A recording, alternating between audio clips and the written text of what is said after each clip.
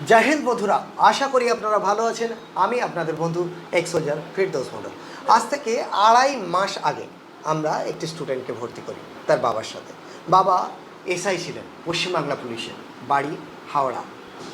আপনারা তার ইন্টারভিউ দেখেছেন, একবার তার সঙ্গে আরেকবার পরিচয় করে নেব বিশেষ কিছু কারণ, সেটা জন্য ভিডিওটি। তো দেখা যাক।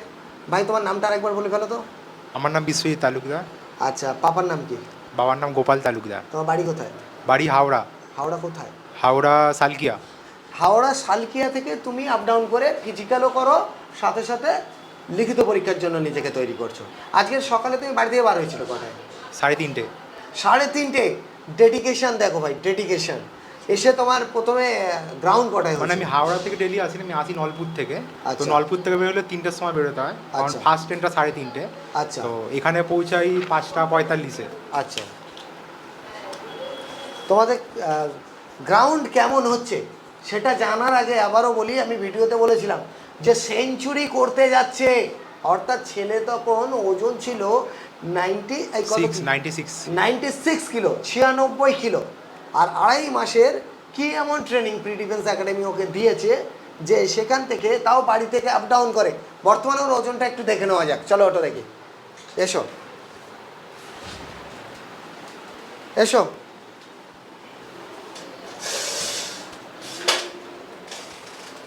দাঁড়াও দেখি, দেখো 96 কিলো সেদিন ছিল, আর আজকের দেখো 80 কিলো।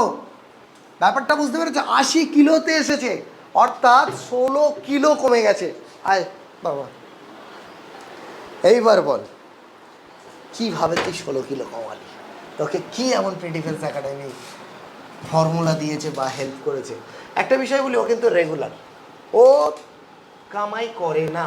ওর পাপা ভীষণ সিরিয়াস পারসন এবং ও কিন্তু ভীষণ সিরিয়াস। এবং আনন্দের সঙ্গে বলছি, ছেলে সবেমাত্র 2.5 মাস হয়েছে, রেজাল্টটা আমরা সবাই দেখব।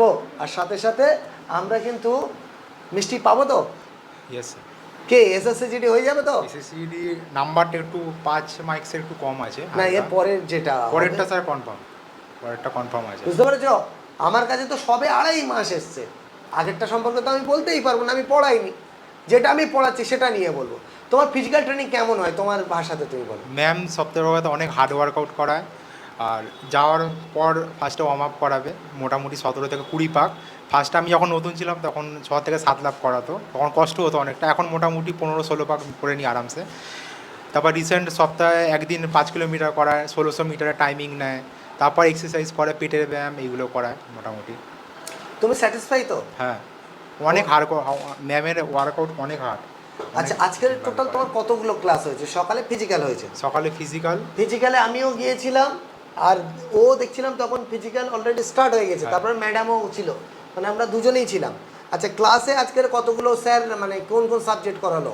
টোটাল 4টে সাবজেক্ট হয়েছে। জিকে হয়েছে ফার্স্টে, তারপর রিজনিং হলো, ম্যাথ হলো, আর এখন জিকে ম্যাথ এক্সাম নিল। পরীক্ষা নেওয়া হলো। আমরা কি পড়াচ্ছি সেটার জন্য তো বাচ্চাদের দেখার প্রয়োজন আছে, তো একটা পরীক্ষা নিলাম।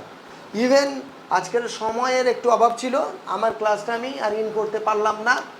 তো ওভারঅল তোমরা যদি কিছু বলতে চাও বলতে পারো একাডেমি নিয়ে, যে তোমরা কি দেখছো তোমাদের লাইফের বিষয়ে। একাডেমি সপ্তাহে বলতে গেলে ভালো ফিজিক্যাল হয়, ক্লাসটাও মোটামুটি ভালো হয়। এখন 2 মাস পড়েছি, এবার রেজাল্টটা এসএসসিতে অনেকটা কোশ্চেন অ্যাটেন্ড করতে পেরেছি। এবার ম্যাথটা একটু প্র্যাকটিস করতে হয়, ম্যাথ আর রিজনিংটা করলে আই থিঙ্ক এক্সামটা ক্র্যাক হয়ে যায়। ও খুব খুব অল্প দিন এসেছিলো, আমি শুধু সেই সময় ওকে গাইড করতে পেরেছিলাম, আমি কিন্তু পড়াতে পারিনি। আবারও বলছি, সামান্য দেখিয়েছিলাম, যে গাইড করেছি, পড়ানোর সুযোগটা আমি পাইনি। এবছর যে সুযোগটা পাচ্ছি। তো যাই হোক, তোমরা বড় হও, গড ব্লেস ইউ। আর তোমরা নিজেদের বাবা মায়ের মুখ উজ্জ্বল করো, সাথে আমাদের একাডেমিরও আজকের মান সম্মান তোমাদের হাতে। তোমরাই সফল হলে একাডেমি এগিয়ে যাবে, তোমরা ব্যর্থ হলে একাডেমি বদনাম হবে, তাই নাকি? একটা জিনিস মাথায় রাখবে, যে সময় চলে যাচ্ছে সেই সময় আর ফিরে আসবে না। অতএব এই গোল্ডেন টাইমটাকে কাজে লাগাও, বুঝতে পেরেছো?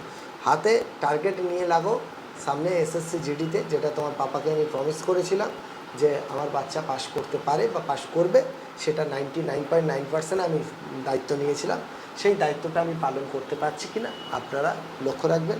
আর ওকেও বলবো, এখনও বহু বাকি আছে, কোনো রকমভাবে পড়ানোর জন্য কামাই করে, ও তো প্রচুর একটা বড় হেল্প পেলো। একটা মানুষের শরীর তো স্বাস্থ্যই সম্পদ, পেট থেকে আর বড় পাওনা কী আছে? বাকি তো সফলতা এমনিই আসবে, কারোর একবারে আসে, কারোর দুবারে আসে, কারোর আরও বেশি এক্সাম দিতে হয়, কোনো অসুবিধা নেই। লক্ষ্যমাত্রায় পৌঁছানোটাই সফলতা। তো আমরা চাইবো আমাদের বাচ্চারা যাতে লক্ষ্যমাত্রায় পৌঁছায়। ভালো থাকবেন, সাথে থাকার জন্য ধন্যবাদ। জয় হিন্দ, জয় ভারত। তোমরা ভালো থেকো।